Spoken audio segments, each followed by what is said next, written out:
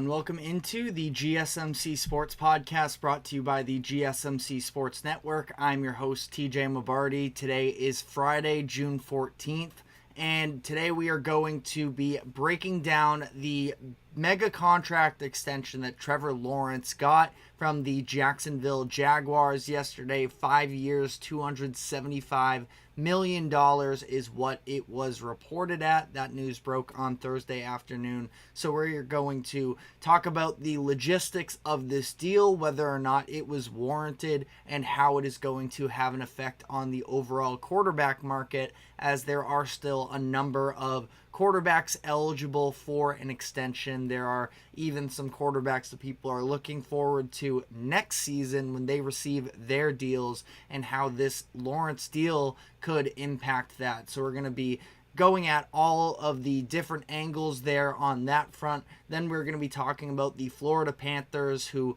last night won Game 3 of their Stanley Cup Finals matchup, were able to hold off a late push from the Edmonton Oilers and now hold a 3-0 series lead. Speaking of 3-0 series lead, we have the Boston Celtics up right now with a chance to sweep the Dallas Mavericks in the NBA Finals. That Game 4 will take place tonight, so we're going to be diving into that game in Dallas and talking about whether or not there is any realm of possibility where the Mavericks could come back down 0-3 and pull off NBA history to win the finals. And then finally, we're going to be wrapping up the show by coming back around to some NFL conversation and talking about the fines that were dealt out to the Atlanta Falcons for tampering with Kirk Cousins during the free agency period. A lot of people are upset with the lack of punishment,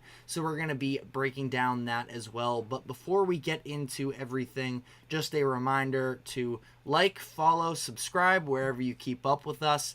To any live viewers, be sure to give us your thoughts on all the latest happenings in sports. Try and make the show as interactive as possible. We got a lot of interaction yesterday. Would love to see that continue on here. But if you would like to become an even bigger part of the show, you can use the link that is streaming across the bottom ticker, gsmcpodcast.net. And your comments along with a tip or donation will pop up on screen for everyone to see. Anything would be greatly appreciated on that front. On Thursday afternoon, we got the news that Trevor Lawrence will be remaining in Jacksonville for the foreseeable future with a massive contract extension, 5 years, $275 million. Now, ultimately, I don't think that this was all that much of a surprise. It seemed like this was the direction the Jaguars were going to be headed in for the entire offseason, but what is really generating all of the conversation is over the amount of money that they did give Lawrence. So it is $200 million guaranteed. The average annual value is $55 million per year, which puts him right alongside Joe Burrow. Burrow signed his contract extension last offseason, and he got an almost identical deal, 5 years, $275 million.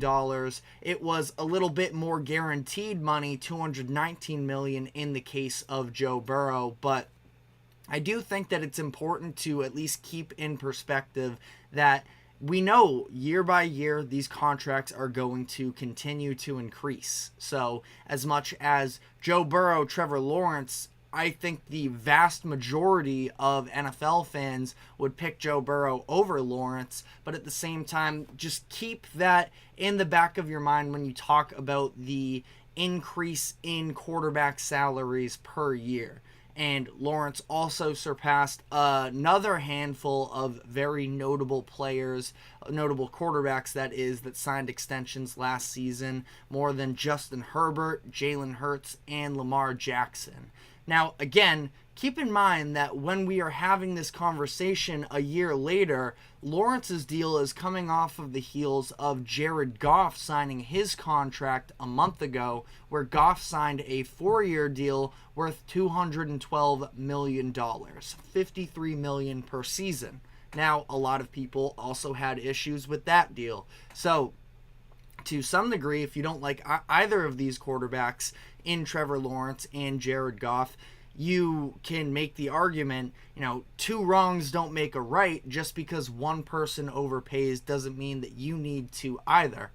Absolutely fair to some degree. I think that there is a little bit of a difference with Trevor Lawrence in considering where the Jaguars are currently at. They won a playoff game in 2023, but this isn't a franchise that is necessarily fully bought in on. This is a Super Bowl or bust season. They spent the first overall pick on Trevor Lawrence in 2021. And listen, it hasn't been, all pretty up to this point by any means for Trevor Lawrence. Since entering the NFL, he is number one in total turnovers in the entire league.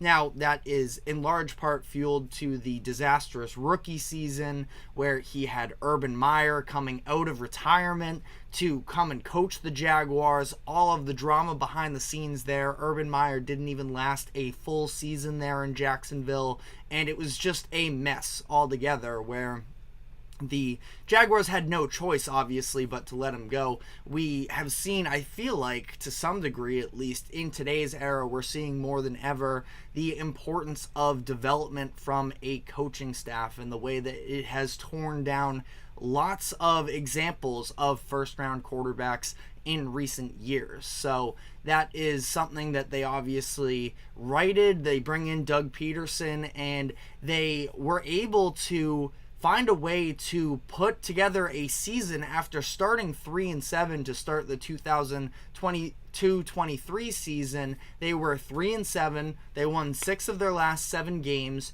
They made the playoffs and pulled off that improbable comeback against the Chargers in the wild card round.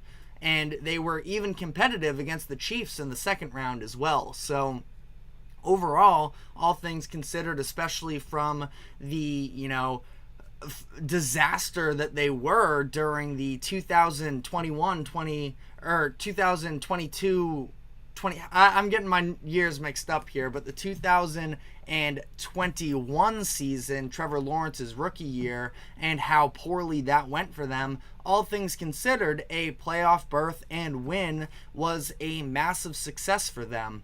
And now they are at a point here where Trevor Lawrence last year, sort of the team in general, went in the reverse direction from the year prior, where after a slow start in making the playoffs in 2023, the Jaguars seemed to be in prime position to not just make the playoffs, but maybe make some more noise, where they were 8-3. They were at the top of the conference, and then they lost 5 of their last 6 games, choked away the division, and missed the playoffs. Now, I think that really we saw when this all turned sideways for the Jaguars was that Monday Night Football game where Trevor Lawrence ended up going down with an ankle injury in the fourth quarter. It was the shootout against the Jake Browning-led Bengals, and once Lawrence went down, they end up losing that game in overtime because I think it was CJ Beathard who stepped in for the Jaguars, was just obviously not the same level of production.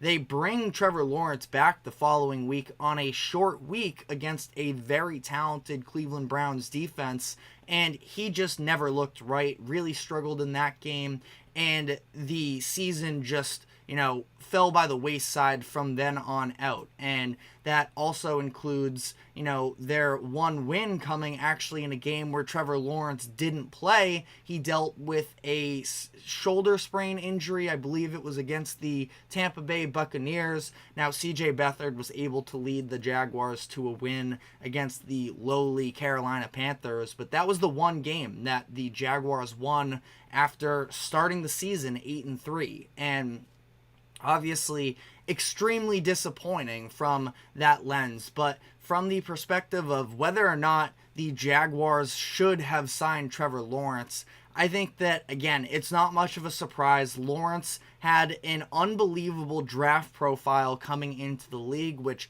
as we get further and further from that 2021 draft, is going to mean less, but it is still in recent history. He was viewed as the best quarterback prospect since Andrew Luck, and he has shown some flashes throughout his young career. Now, again, not all of it has been perfect, and the turnovers are the number one thing that Trevor Lawrence is going to have to work on. Some of the consistency of the greatness as well, and this feels like it's going to be a little bit of a make or break season for Trevor Lawrence. But that being said, if you're the Jaguars, you just saw Jared Goff get $53 million a year. You know the price is only going to continue to go up as years go on. And as we dive into our next segment and we talk about somebody like Brock Purdy, who has had a lot of success, especially, in relation to team success since he has stepped into the league with the San Francisco 49ers,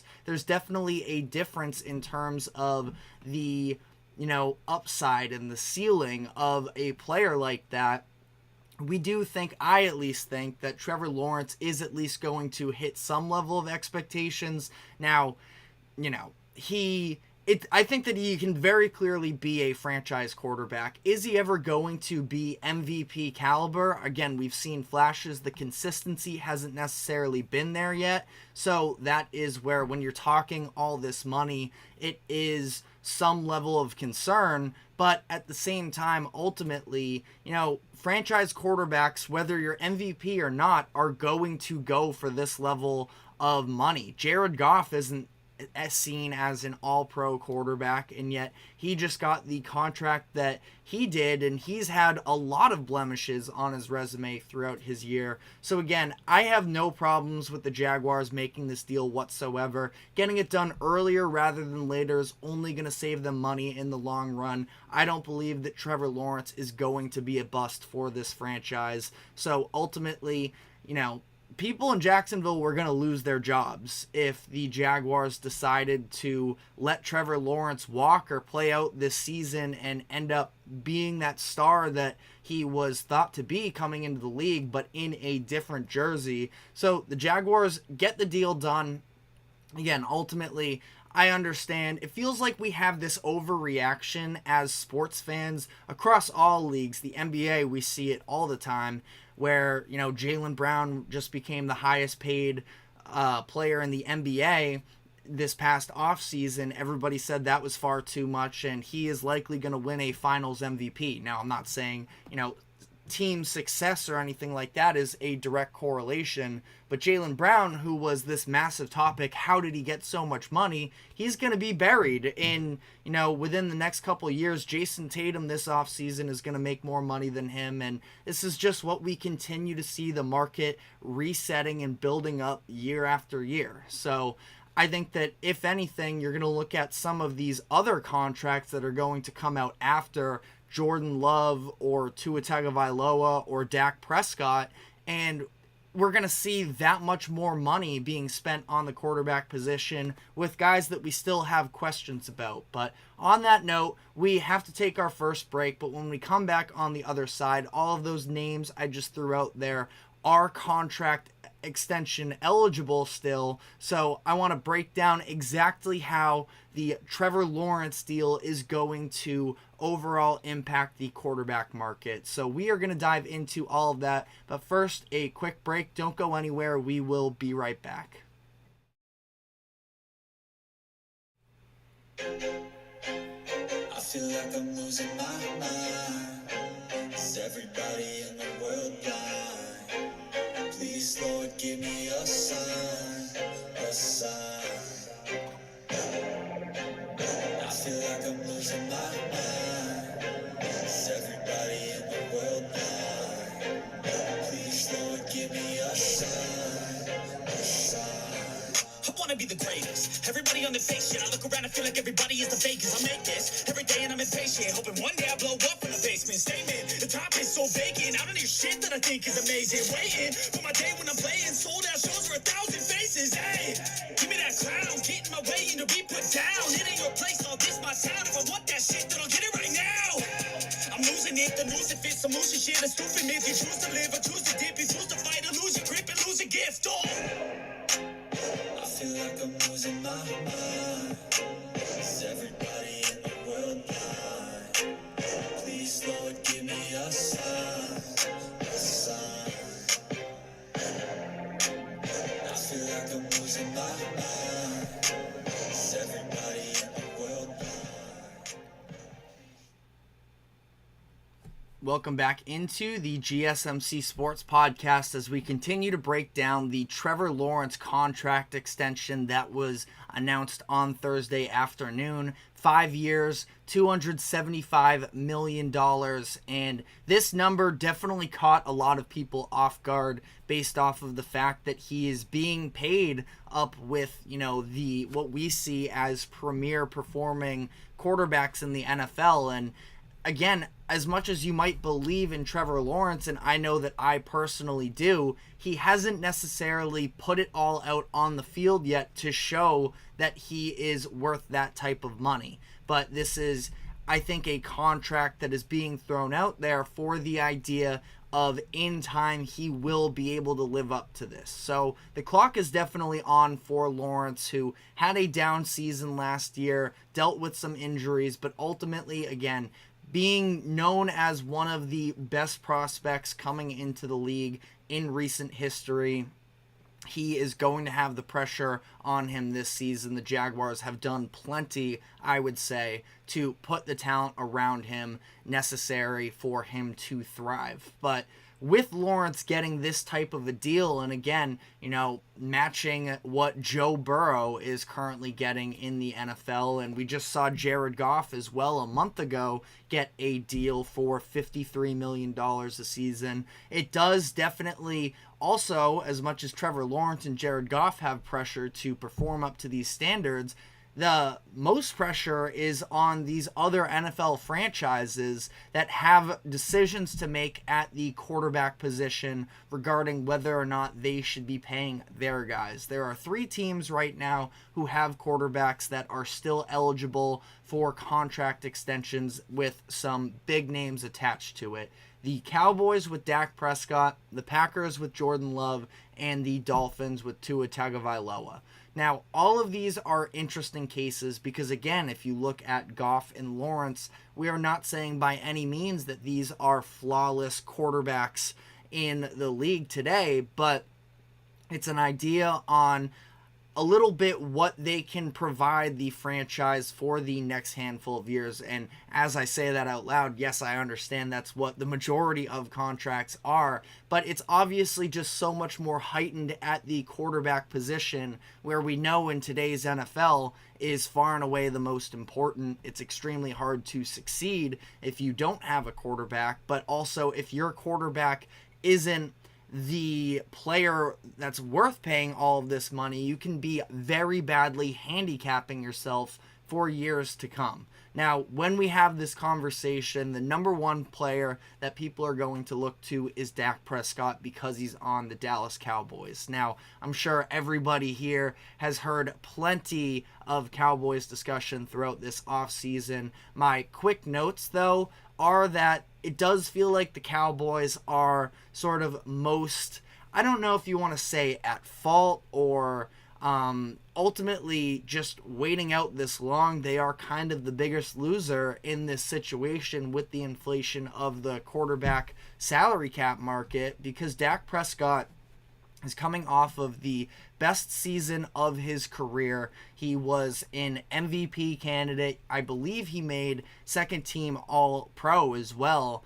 And knowing that he was going to be asking for a lot of money, when he spoke to reporters in mid-April, he said that he didn't necessarily want to become the highest paid quarterback in the NFL, that he just wanted to find himself a fair deal. And I guess the idea before was that the Cowboys could sort of play these games with Prescott and try and convince him that whatever money he's looking for of the $50+ million, that wasn't going to be available to him in free agency. And now we've seen with Jared Goff getting $53 million and Trevor Lawrence getting $55 million per year, both of these players. I mean, Jared Goff now has at least led the Lions to an NFC championship. I don't think he's to blame for the collapse of a loss in the NFC championship game. But, overall, I guess this is more so for Lawrence than it is for Goff. But still, at the same time, if you're talking about upside, I feel like Goff is probably third on that list. The point being, Dak Prescott is going to believe that he is better than both of these players who just got paid. And he's going to see there absolutely is money for me available. And you can even go to Kirk Cousins in free agency, who is going to be 36 years old next season, coming off of a torn Achilles, and he just got a deal for $45 million per year. So that bargaining chip, or at least tactic from the Cowboys of, you aren't going to be able to get that money when you hit the open market. Dak Prescott is easily going to point to these other examples and call BS on that. And it puts a lot of pressure on the Cowboys, again, going back to those reports that Dak wasn't necessarily looking to become the highest paid quarterback earlier this offseason. But now, again, the pressure is on for the Cowboys, and I don't see really a world in which they make this work. Now, I've argued in the past, and I still stand by it, I don't know what the Cowboys are without Dak Prescott. Is he a top 3, top 5 quarterback in the league? No. But he also is vastly better than any other options that are available to them right now. And unless you think that Trey Lance is going to, become a star out of nowhere, years of sitting on the bench dealing with injuries, or that they're going to be willing to just sort of go into, I wouldn't say a full rebuild, maybe a little bit more of a retooling, but they're not going to be Super Bowl contenders if they just let Dak Prescott walk in free agency. But I also don't really see a way in that they are going to be willing to give Dak Prescott $55+ million per year and also be able to hold on to CeeDee Lamb and Micah Parsons, who are both also available for contract extensions. I've said in the past again that I would probably lean towards moving CeeDee Lamb. I believe you can easily get at least one first-round pick for him, plus other assets as well. So that would be my preference if I were in the Cowboys position. But ultimately, again, it's a very tough financial situation dealing with your 3 best players all looking for contracts at the same time. But, that being said, I just talked about everyone's heard enough about the Cowboys, and I gave my 2 cents on the Cowboys once again. But it's interesting for Jordan Love and Tua Tagovailoa, also 2 players that do have upside, first-round draft pedigree as well in recent years, but at the same time, there is still a large unproven with these guys. Jordan Love, I was a big fan of this past year, even when they weren't necessarily winning the games in the beginning of the season. I still thought that Jordan Love, when it came to those final moments, was able to put together some pretty big drives. I look at the Saints game in particular that he played in. I thought that he was excellent down the stretch of that one, and even when the overall numbers weren't necessarily showing greatness, I thought that he showed a number of things. The fact that he didn't have a solidified number 1 wide receiver, but he was dealing with a ton of youth talent in the receiving core with his wide receivers and his tight ends, the majority of them taken in the past couple drafts. He just did an excellent job of spreading the ball across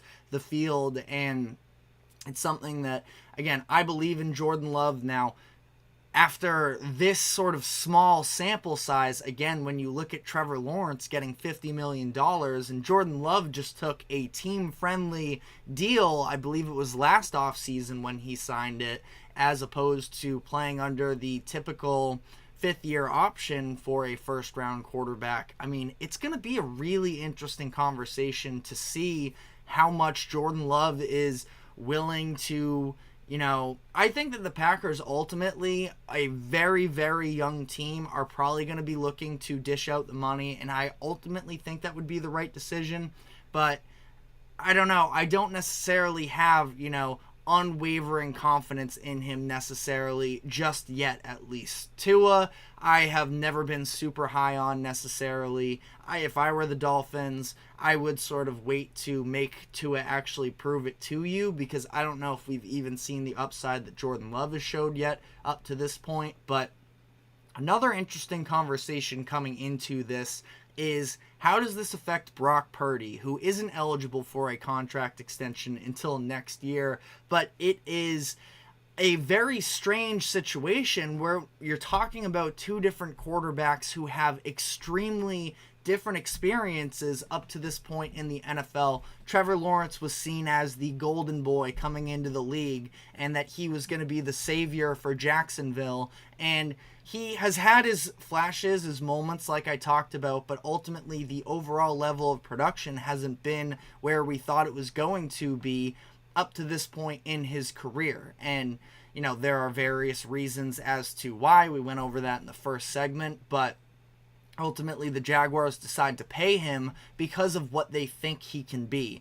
Brock Purdy, on the other hand, came in with no expectations. The majority of NFL fans didn't know who he was, being selected in the 7th round, last overall pick, and he has done nothing but lead the 49ers to wins since then. Now, obviously, he plays in a quarterback-friendly system and such, and you can definitely use that against him to the point where he has had so much success, and yet he still does have doubters. But at the same time, when you look at the situation for the 49ers, who have gone out and paid big money to Jimmy Garoppolo, they moved draft capital to go up and select Trey Lance with the 3rd overall pick in 2021.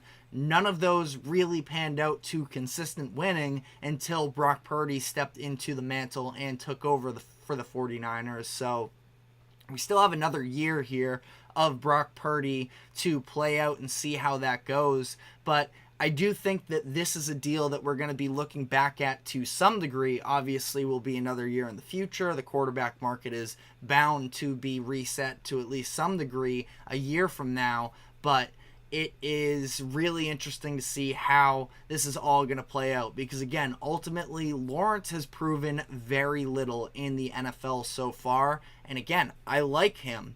But he just got this massive deal matching a Joe Burrow contract when Burrow took the Bengals to the Super Bowl a couple years ago. Lawrence hasn't come anywhere close to that level of winning success yet. And I do believe that it's in him. And again, I defend the Jaguars for making that signing, but that's where it does sort of have this domino effect on the other quarterback contracts in the NFL. We do have a comment from Lil Fettuccini about, is Dallas winning tonight? In reference to the Dallas Mavericks. We're going to be doing a whole segment on the Mavericks in a few minutes here. My brief thoughts would be, I do think that the Mavericks have a very good chance tonight. Now, that being said, coming all the way back only to fall apart in those final couple minutes in a very emotional way as well, with Luka Doncic fouling out, you can make an argument from, on one hand, they did earn that comeback up to that point, and it was the Celtics playing bad. Maybe there's something there to expose. But at the same time, the way that was a heartbreaker, that was the Celtics showing their vulnerability, that they were looking ahead a little bit too much of, they got caught up in the moment. We have a chance to win this championship. And the fact that they were able to rein it back in and come away with that win, Joe Mazzulla has this quote that's going viral a little bit that's ridiculous. The Celtics head coach, that is, talking about the closer you are to winning, the closer you are to losing, and this whole idea of making yourself vulnerable because you're comfortable. But I think that the Celtics showed that already a little bit in Game 3, and the Mavericks weren't able to capitalize. But again, we're going to get into a whole segment on Dallas in a few minutes here, but we're going to be taking a quick break, and before we dive into that, we have another 3-0 playoff series right now in the finals in the NHL, who with the Panthers Also, you can make some comparisons to how Celtics Mavs game 3 played out. The Panthers were able to hold off a late game comeback against the Oilers and take this commanding series lead. So we're going to be breaking down that game and where we stand in that series as well. So stick with us and we will dive into all of that after this quick break. Don't go anywhere. Looking for your daily fix of sports talk without having to pay for it? GSMC Sports Network is available on YouTube. Just search GSMC Sports Network. Get your fix of daily sports talk shows on YouTube. Absolutely free. NFL, college football, NBA, MLB, MMA, UFC, fantasy football, and so much more. GSMC Sports Network has shows running all day long, with new sports shows starting every 2 hours. Just like on your favorite cable sports channel, except GSMC Sports Network is absolutely free. Just search GSMC Sports Network on YouTube to catch one of your new favorite shows, like the GSMC College Football Podcast, Chip Shot Football Podcast, Hoops and Heels Women's Sports Podcast, GSMC Basketball Podcast, and so many more. Check it out for yourself. GSMC Sports Network, now available on YouTube absolutely free. Search GSMC Sports Network on YouTube right now. Welcome back into the GSMC Sports Podcast, as we are going to be shifting gears here to the NHL, where we saw the Florida Panthers able to hold off a pretty valiant effort from the Edmonton Oilers coming back, and were able to keep it a Panthers game, and they end up winning 3-0. Now, this was another game here where it feels like the Oilers had an incredible opportunity to swing things back their way. They played a pretty brilliant overall first period where they outshot the Panthers. They were getting good opportunities in front of the net, but that was where Sergei Bobrovsky, who at this point is the odds-on favorite to win the Conn Smythe Trophy, has just been absolutely dominant through this postseason run. Again, we talked about it was Game 4 against the Rangers in the Eastern Conference Finals that he was really able to take on this new level of production and carry the Panthers team in this way. And last night he was phenomenal in that first period. Once again, was able to, ultimately keep the Panthers in this game. The Panthers even ended up scoring late in the first period with a Sam Reinhart goal, and it just felt like such a low blow for the Oilers, who are putting it all out there on the ice, and they just can't seem to get past him. And then in the second period, they were able to end up tying the game pretty early on a Warren Foegele breakaway, but then that stretch came about halfway through the second period where it was just an onslaught of Panthers attack, where they scored 3 goals in the span of about 6 minutes.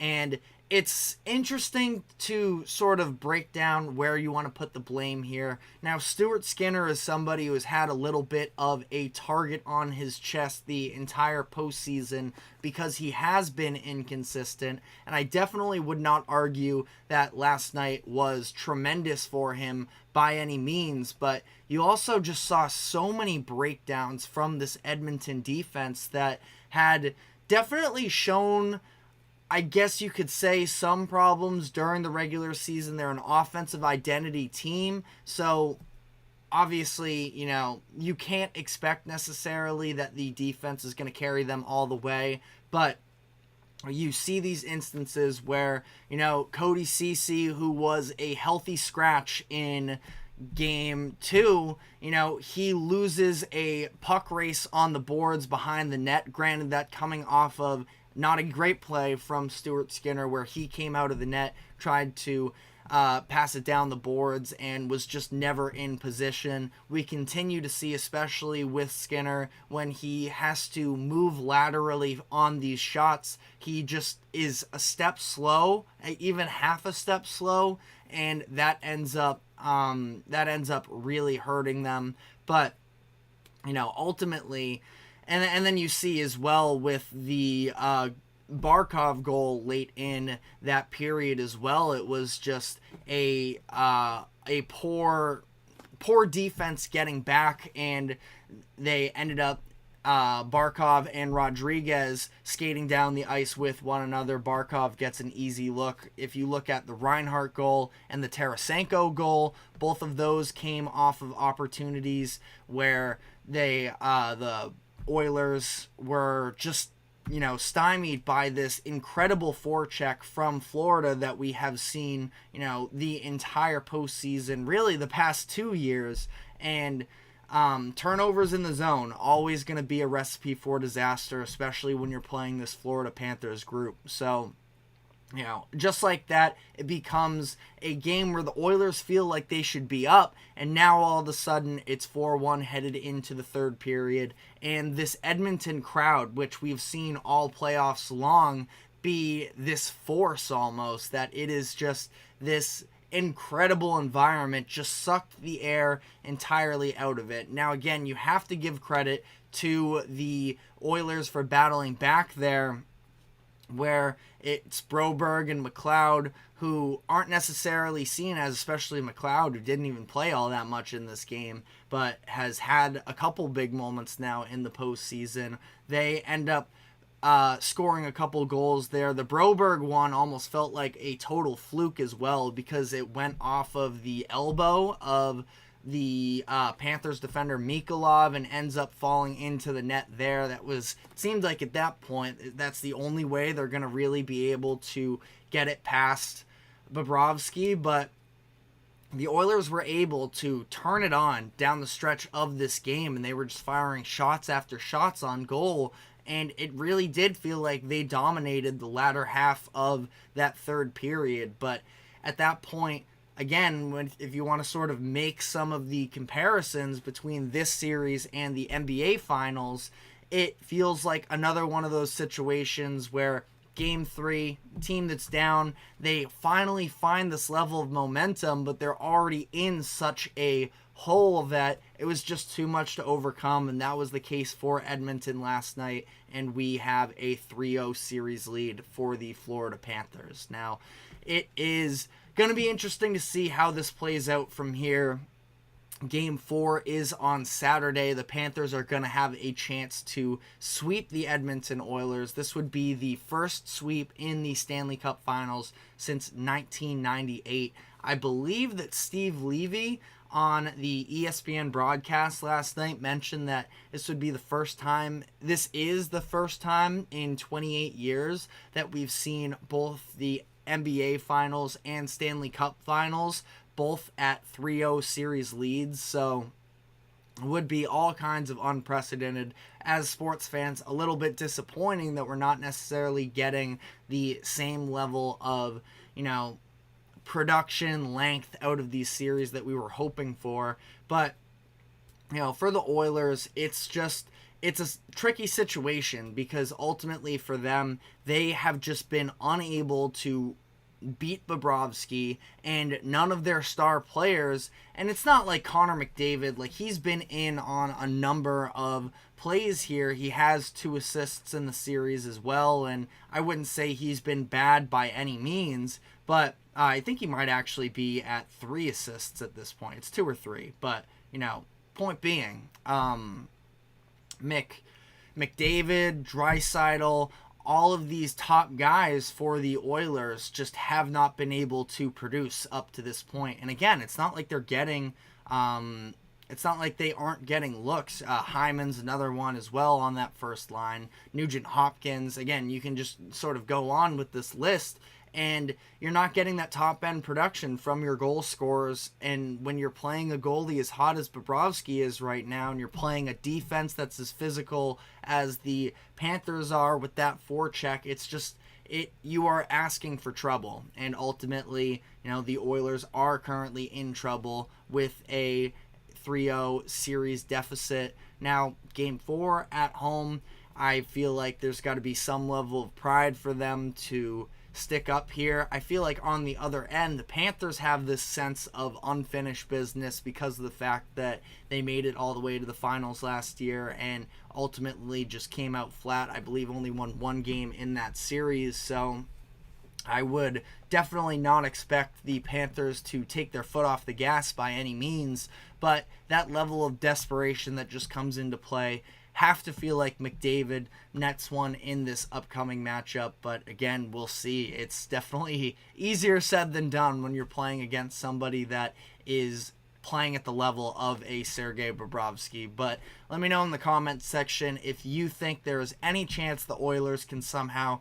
swing this series around. But I've been making these comparisons from the Stanley Cup Finals to the NBA Finals. Like we mentioned, the Boston Celtics have a 3-0 series lead against the Dallas Mavericks, and tonight there is a chance that they could sweep the Mavericks and bring home banner number 18. So we are going to be diving into that series, this game in particular, but whether or not the Mavericks have any chance of pulling off the unprecedented comeback of a 0-3 deficit comeback. So stick with us and we will be right back after this quick break.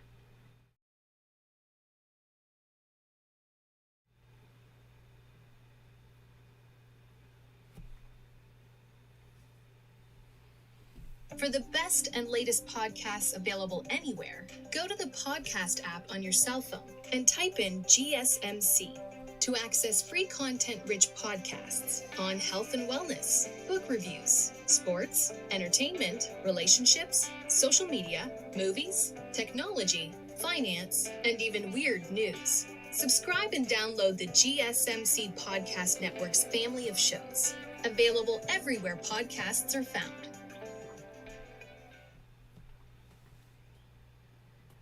Welcome back into the GSMC Sports Podcast as we look ahead to tonight's game between the Dallas Mavericks and the Boston Celtics. For this Game 4 matchup, the Mavericks trying to hold off elimination as they are down 0-3 in this series, get a home game, and ultimately, I feel like we are at the point in the NBA where sweeps are just so rare, especially when you talk about a comparison between these two teams where I believe that, the Celtics have always been the better team than the Mavericks, but at the same time, the Mavericks have, I would say, the best player in the series in Luka Doncic. Obviously, he's not the most popular man in NBA media with the Game 3 bad performance from him, which is understandable, but still, we are really yet to see the brilliance from him.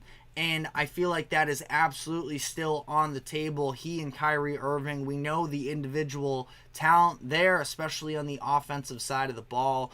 And it's interesting because when you look at this series, as much as it feels like the Mavericks have really struggled to keep pace with the Celtics by any means, it's not for a lack of defending the Celtics, where is typically where we feel like the Celtics are a three-point shooting team, that they're this elite offense, and they are statistically, but this series has been about the Mavericks not being able to score enough points, where they've been held to under 100 points in every single game so far this series. And it is a situation where that has to be held on Luka and Kyrie. And I understand, of course, the other role players need to do a better job, and ultimately when you look at the personnel on the court for the Mavericks, there just isn't necessarily that other creator for them to take over. But at the same time, there needs to be, in that same argument, a way for Luka and Kyrie to try and find a way to get these other players involved. And again, easier said than done when you talk about the switchability of this Celtics offense, or the Celtics defense, I should say. And that sort of brings me into the point of during Game 3, we saw Luka and Kyrie repeatedly try and hunt out these matchups against the Celtics bench players, Sam Hauser, Xavier Tillman, Peyton Pritchard, and try and take these guys one-on-one And more times than not, the Celtics defense was able to hold up in those ISO situations because of the fact that they knew Luka was trying to play to the refs and he was going to try and draw fouls. And ultimately, again, I thought that it was just an extremely well-coached game where we looked at a couple possessions of Sam Hauser in the switch and Peyton Pritchard in these switches where specifically the Pritchard one where Luka had him in the short corner trying to back him down, and Pritchard just dropped his shoulder when Luka was trying to jump into him and get the foul call to go. And that's just the scouting of the Celtics, and that's something that obviously Luka is going to need to work on for years to come here. But it's also something that for him, he spoke to Malika Andrews of ESPN in an interview following that Game 3 loss, and he talked about just trying to have fun again in these games. And we saw, during that fourth quarter, the Mavericks were able to build some things going. They understood that the refs weren't calling a lot of these fouls and they were being more aggressive defensively and trying to shut down the Celtics. And obviously Luka ends up fouling out of this game. I mean, again, he was kind of asking for it because of the fact that he was complaining to the refs the entire way through.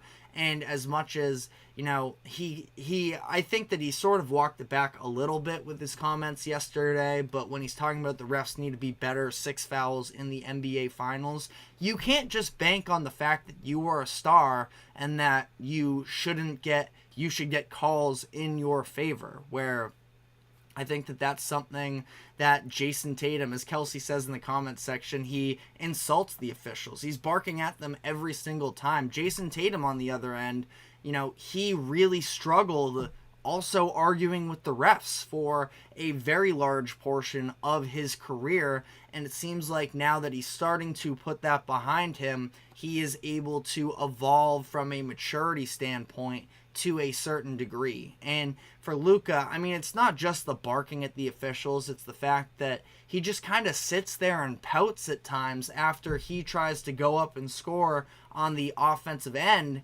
and he'll just sit there for a minute upset. And the Celtics got those breaks the other way. And as much as the Mavericks definitely deserve some credit for the way that they played in the fourth quarter, it was also Celtics self-implosion, where there were 2 different instances where Luka didn't get back on defense. Now, Al Horford ended up with the ball running up the court for the Celtics for some reason, and he turned the ball over both of those times just because that's not the guy you want running the break for you if you're the Celtics. But those very easily could have been buckets that, again, helped to weather the storm. And ultimately, the Celtics, they come out on top here, so it is no big deal. As we have a comment from Kelsey, I'm not quite sure what you mean, but she said eating horse burgers as in the Mavericks. It took me a second there while reading it out loud.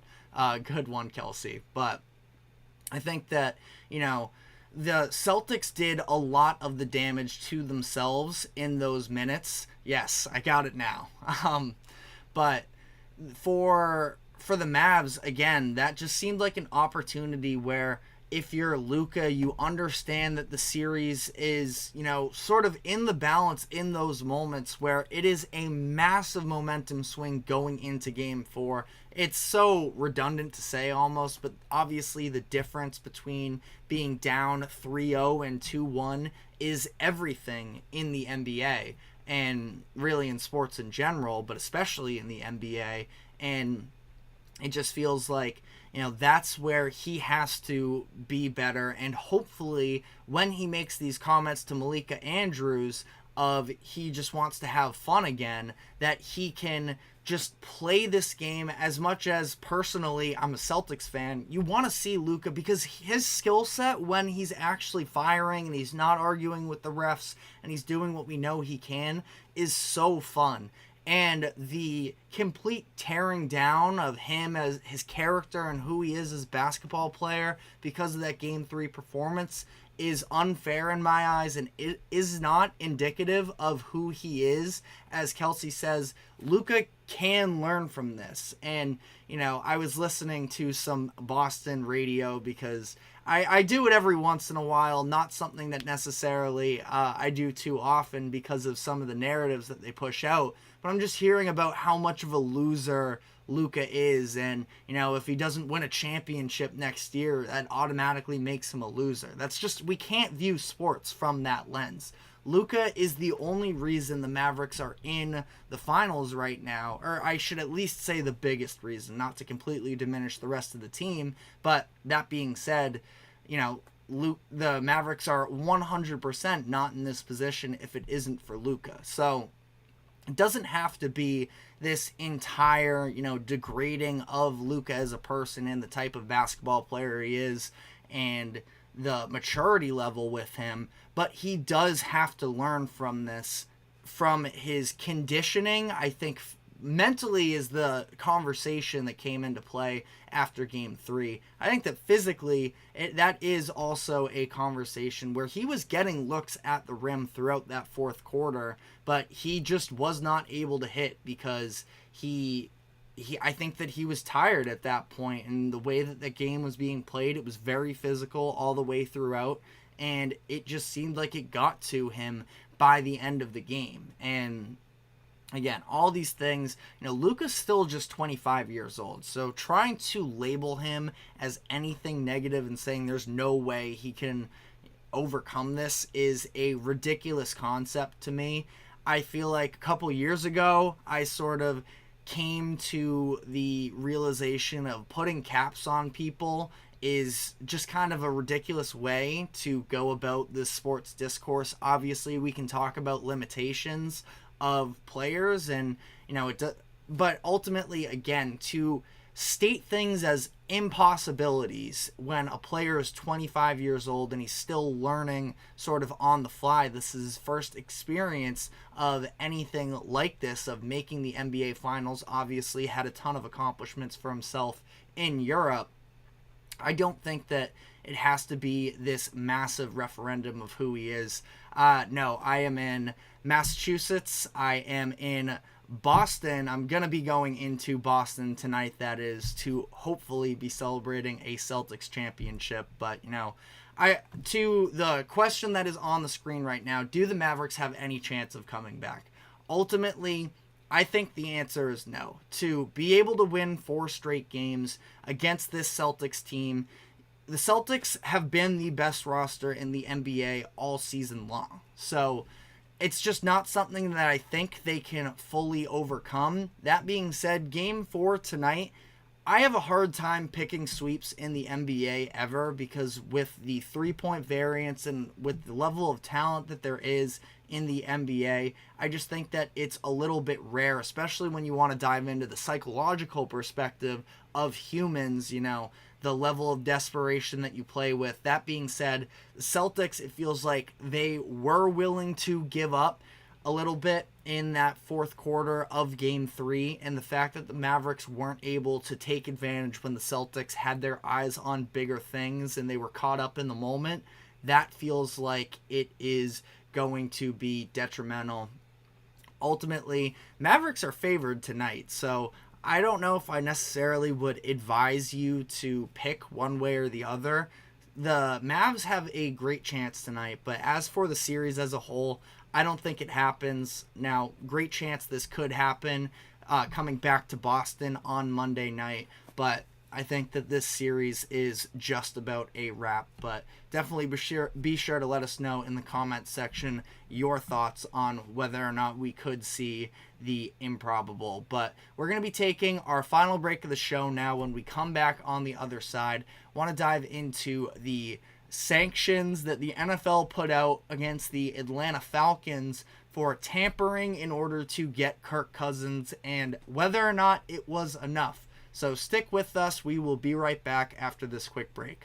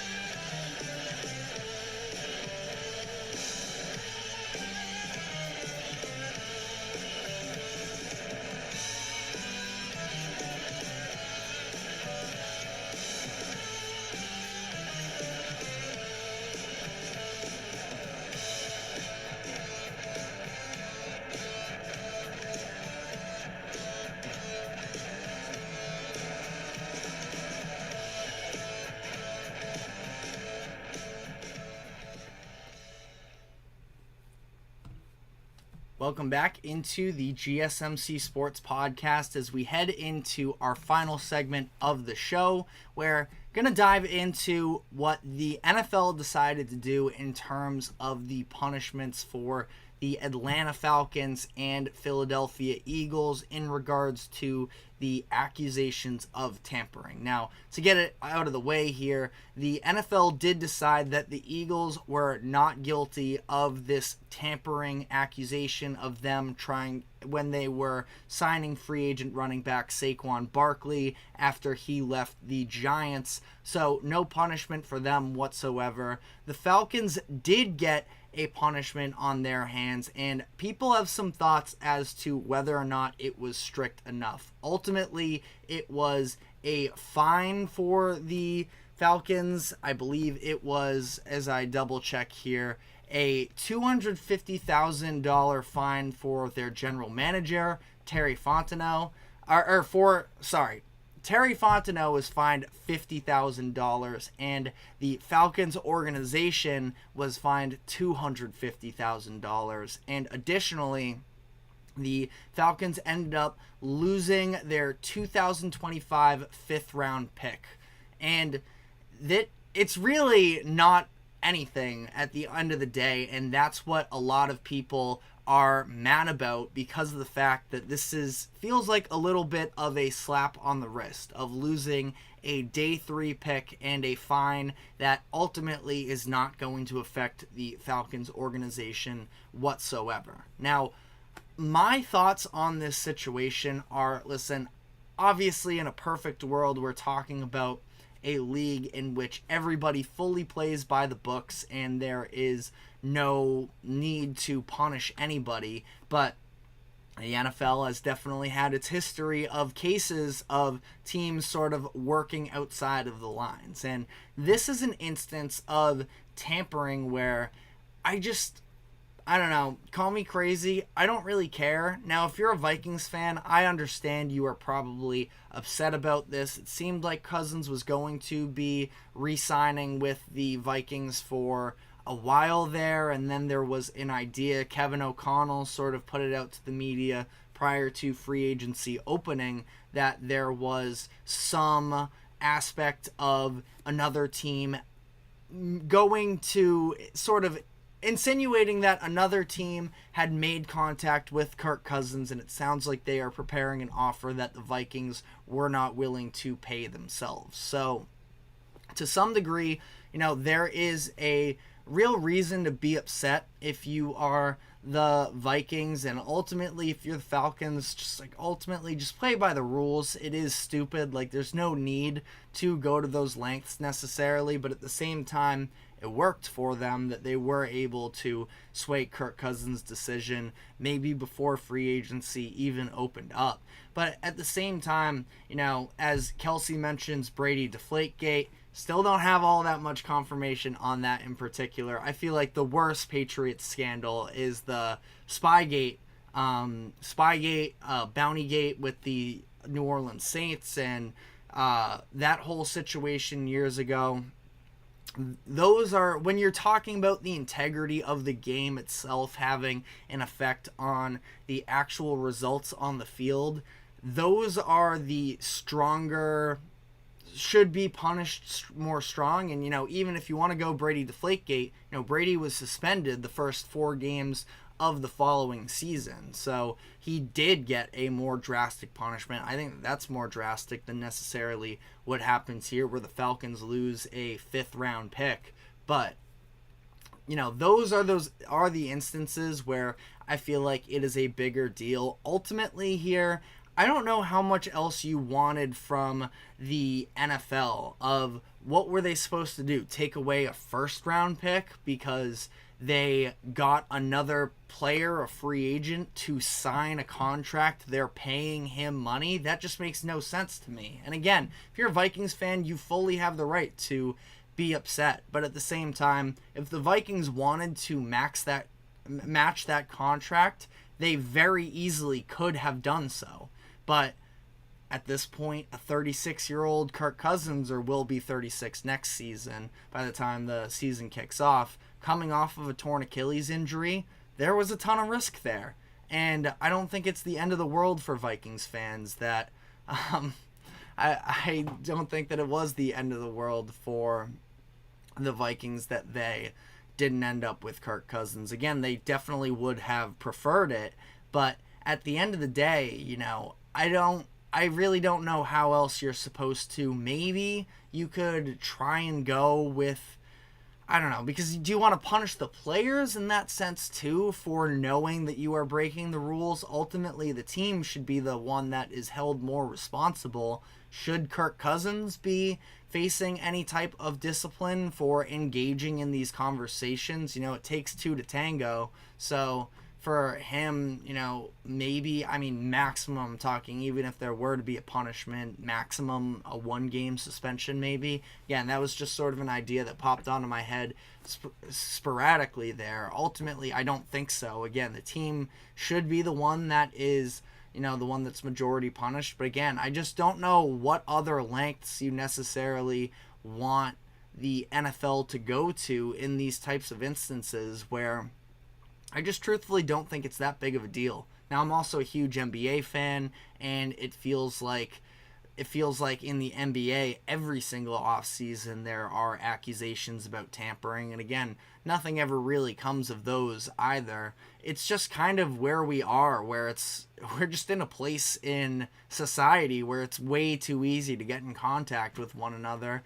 And again, there should be some level of restraint from the team to play by the rule book, but not sure what else we could really come up with there. Kelsey put in the comments section, maybe Kirk Cousins should have to throw left-handed for 1 game. That would be quite the fun workaround there, where ultimately it's not too much of a punishment, but at the same time, that would be incredibly entertaining to watch and would definitely be disastrous. But I like the creativity on that one for sure. But if there are any other suggestions in the comment section, let me know. Let me know if you feel like I'm not taking it serious enough, because again, I understand why people could be upset, but at the same time, I don't think that it is any of this, drastic thing that alters the entire league or any of the results that happen on the field. That just sort of, it's business and it's shady business, but I don't think that there would have been anything. I think anything more than this probably would have been too much. But again, let me know if you feel differently in the comments section. That is all the time we have for today. Thank you very much for tuning into the GSMC Sports Podcast. Thank you to the GSMC Sports Network for allowing us to host this show. We are live every 2 to 3 p.m. on weekdays, so we will be back on Monday afternoon, possibly have an NBA and NHL champ to dive into, but enjoy the weekend. You too, Kelsey. Take care. We will see you on Monday.